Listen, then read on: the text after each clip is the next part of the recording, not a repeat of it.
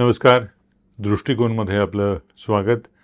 एका युद्धाच्या स्थानी असताना हा दृष्टिक्षेप आपल्याला सादर करावा लागतोय एका महत्त्वाच्या विषयावरती. 13 तारखेला गेल्या आठवड्यामध्ये इस्रायलने इराणवर अचानक हल्ला केला आणि हल्ल्याची व्याप्ती तीव्रता एवढी होती की सुरुवातीला असं वाटलं की इराणला याच्यामध्ये खूप मोठ्या प्रमाणावरती माघार घ्यावी लागेल. इराणचे अनेक लष्करी अधिकारी, अणुशास्त्रज्ञ, अभ्यासक, प्राध्यापक यांना या हल्ल्यामध्ये लक्ष केलं गेलं आणि त्या हल्ल्याची रचना अशी होती की इराणमध्ये इस्रायलने गेल्या काही महिन्यांमध्ये किंवा वर्षभरामध्ये गुप्तहेर आतमध्ये पाठवलेले होते. त्यांच्याकरवी ड्रोन वगैरे सामग्री आतमध्ये ऑलरेडी पाठवलेली होती आणि इराणच्या सीमेच्या आतमधनं म्हणजे इराणच्या देशाच्या आतमधनंच इराणवरती हल्ला करण्याचा प्रयत्न झाला आणि एकंदर इस्रायलची एक जी मोसादसारखी गुप्तहेर यंत्रणा आहे तिची कार्यक्षमता, त्यांचा इतिहास लक्षात घेतला तर हे अगदी सहज शक्य होऊ शकतं इस्रायलला असं म्हणता येईल. कारण आत्तापर्यंत इस्रायलने ज्या ज्या पद्धतीनं युद्ध केलेली आहेत ही अशाच वेगळ्या नवीन अनोख्या मार्गाने केलेली आहेत. त्यामुळे याचा एक मोठा फटका इराणला बसला आणि 2024च्या एप्रिलमध्ये दोन देशांमध्ये पहिली उभयता चकमक झालेली होती. तेव्हापासून कळत होतं की हा संघर्ष पुढच्या टप्प्यावरती जाणार. पण एकाच वेळेला इस्रायल पॅलेस्टिनींशी लढत आहे, हेजबुल्लाशी लढत आहे, हमासशी लढत आहे, सिरियाच्या विरोधात लढत आहे, लेबननच्या विरोधात त्यांनी लढा सुरू केलेला आहे, येमेनमधल्या हुती बंडखोरांच्या विरोधात इस्रायल लढत आहे आणि इराणच्या विरोधात अशा वेळी ते लढतील किंवा नाही अशी एक साधारण शंका होती. ती इस्रायलचे पंतप्रधान बेंजामिन नेतान्याहू यांनी पूर्णपणे पोकळ ठरवली आणि इराणवर हल्ला केला. कुठलाही देश दुसऱ्या कुठल्या देशावरती जेव्हा हल्ला करतो त्यावेळेला एक साधी गोष्ट डोळ्यासमोर असणं अपेक्षित असतं, मागे येण्याचा रस्ता काय, हे कुठल्या मुद्द्यावरती हा संघर्ष थांबवायचा. हा मुद्दा इस्रायलच्या डोळ्यासमोर आहे का हा प्रश्न इथे आत्ता पडतो. त्याचं पहिलं आणि अतिशय महत्त्वाचं कारण म्हणजे त्यांनी जी भूमिका घेतलेली आहे की इराणचा अणुकार्यक्रम पूर्णपणे आम्ही नष्ट करून टाकू.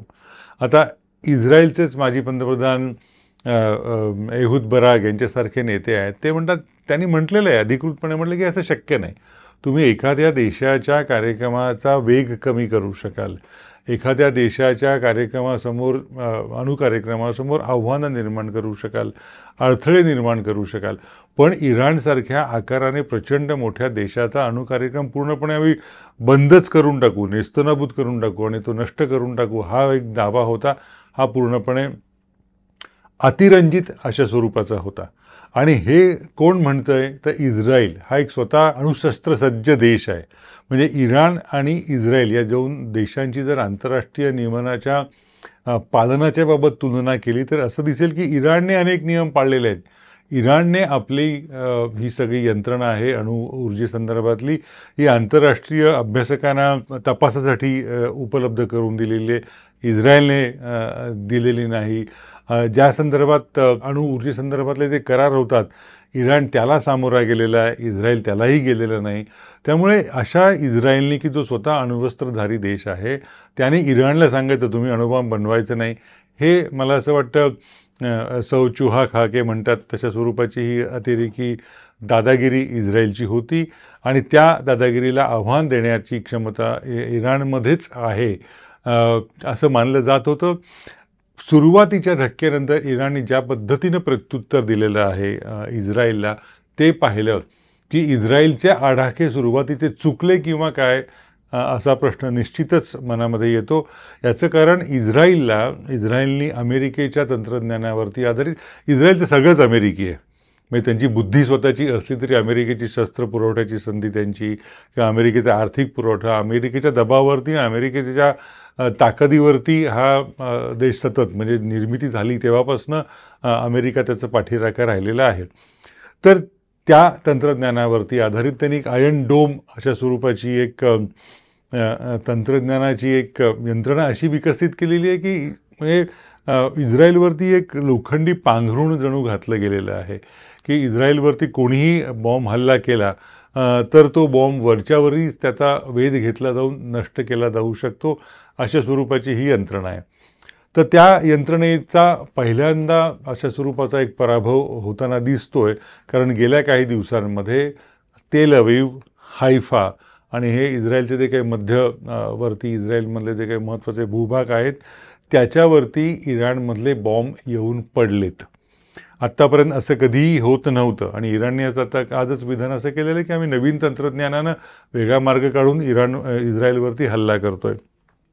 त्यामुळे हे जे एकतर्फी युद्ध होईल आणि 2-4 तडाखे दिल्यानंतर इराण गप्प बसेल असं जर सुरुवातीला इस्रायलला वाटलं असेल तर तसं आता होताना दिसत नाही आहे. इराण पूर्णपणे ताकदीनं या युद्धामध्ये, अजून त्याला युद्ध म्हटलेलं नाही आहे उभय देशांनी, पण या संघर्षामध्ये उतरलेलं आहे. याचा एक पहिला धडा असा की आत्तापर्यंतचं जे इस्रायलचं यश आहे ते म्हणजे शूट अँड स्कूट ज्याला म्हणता येईल, म्हणजे धक्का द्या, फटका मारा आणि पळून जा अशा स्वरूपाचं अलीकडच्या काळातलं, म्हणजे मग पॅलेस्टाईनचा मुद्दा असेल, तिथे कोणीही समोर संघटित अशा स्वरूपाचा देश म्हणता येईल असा शत्रू किंवा असा आव्हानवीर नाही आहे. हमासच्या बाबतीत तसं म्हणता येईल, हिजबुल्लाहच्या बाबतीत तसं म्हणता येईल. लेबेनॉनसुद्धा देश म्हणून इस्रायलला आव्हान देत नव्हता. लेबेनॉनच्या देशामध्ये राहून काही दहशतवादी इस्रायलला आव्हान देत होते. त्यांचा बिमोड इस्रायलनं यशस्वीपणे केला असा त्यांचा दावा आहे. त्या देशामध्ये मारगिरी केली. पण इराणच्या स्वरूपामध्ये पहिल्यांदाच असं झालं आहे की एक अख्खा देशच्या देश इस्रायलच्या विरोधात उभा राहिलेला आहे. आणि सुरुवातीला असं वाटत होतं की इराण हा एकटा आहे आणि तो धार्मिकदृष्ट्या एकटा आहेच, कारण या अख्ख्या पश्चिम आशियाच्या वाळवंटामध्ये शियापंथीय असा हा एकमेव देश आहे, बाकी सगळे सुन्नी आहेत. त्यामुळे असं वाटत होतं की इराण जेव्हा एकटा हल्ला सहन करेल तेव्हा त्याच्या मदतीला कोणी येणार नाही. तसं झालेलं नाही.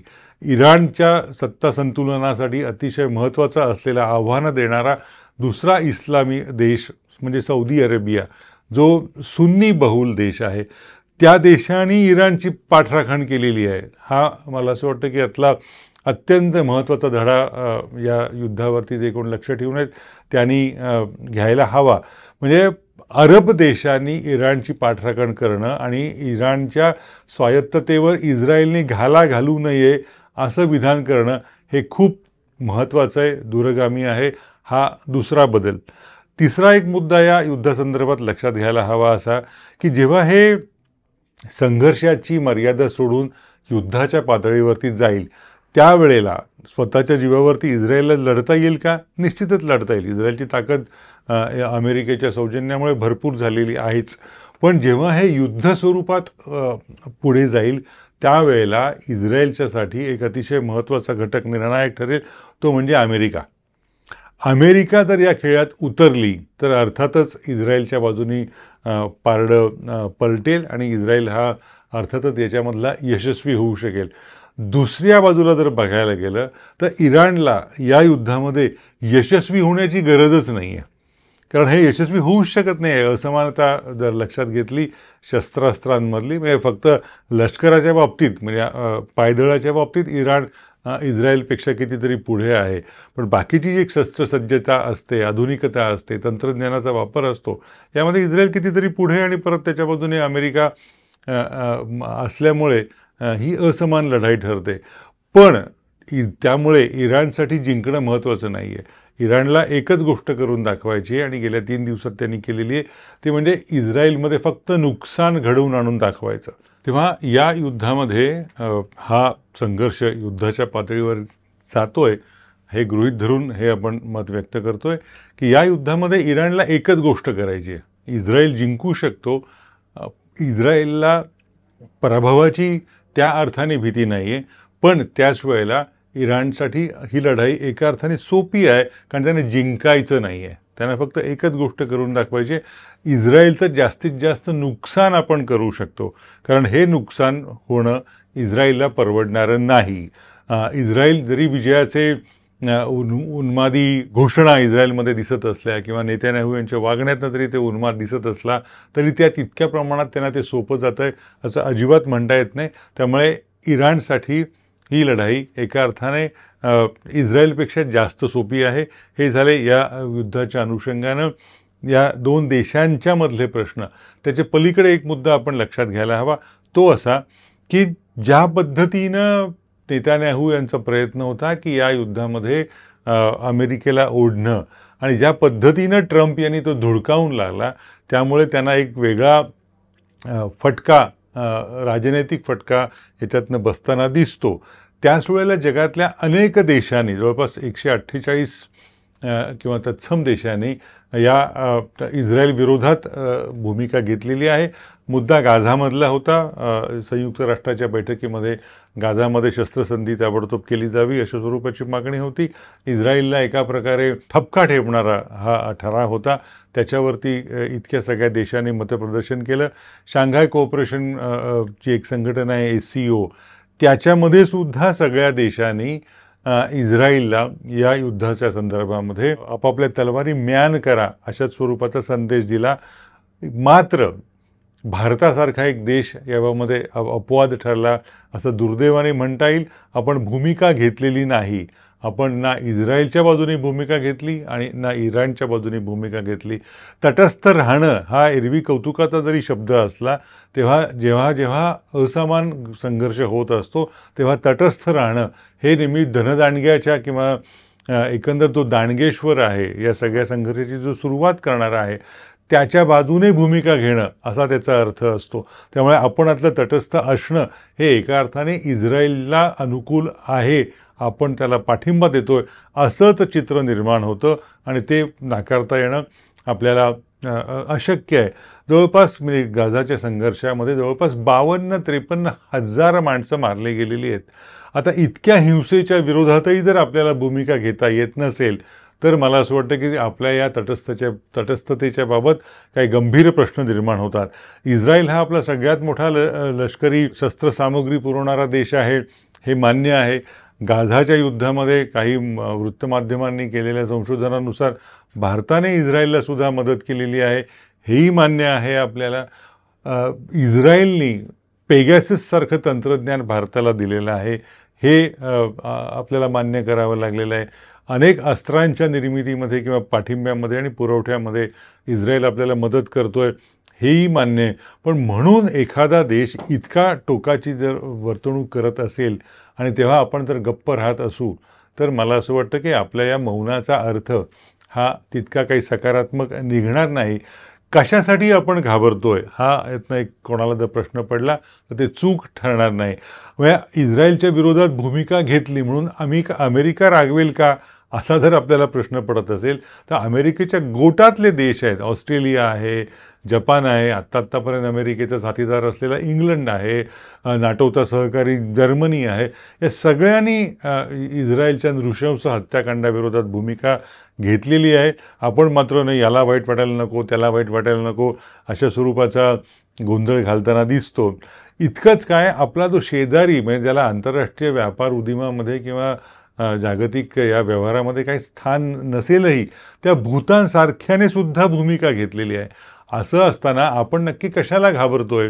म्हणजे ज्या वेळेला भूमिका घ्यायची असते त्यावेळेला तटस्थता ही उपयोगाची नाही आणि भारताने हे दाखवून दिलेलं आहे. अटल बिहारी वाजपेयींसारखे सध्याच्या सत्ताधारी पक्षाचेच ते नेते होते, त्यांनी त्यावेळेला इस्रायलच्या विरोधात भूमिका घेतलेली आहे, कारण पॅलेस्टीन हे बळकावलेलं आहे.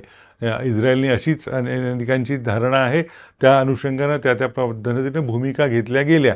आता तो इतिहासात त्याला पाठिंबा द्यायचा नसला तरी आत्तासुद्धा ज्या घटना घडत आहेत त्यावर तरी भूमिका घेणं आवश्यक होतं. 52,000-55,000 माणसं जर मारली जात असतील, त्याच्यामध्ये अनेक निष्पाप स्त्रिया असतील, अनेक बालकं असतील, ज्यांच्या दहशतवादाशी काही संबंध नाही असे जर अनेक जण असतील, तर या हिंसाचाराचा तरी निषेध करण्याची हिंमत आपण दाखवायला हवी होती. ती आपण दाखवताना दिसत नाही.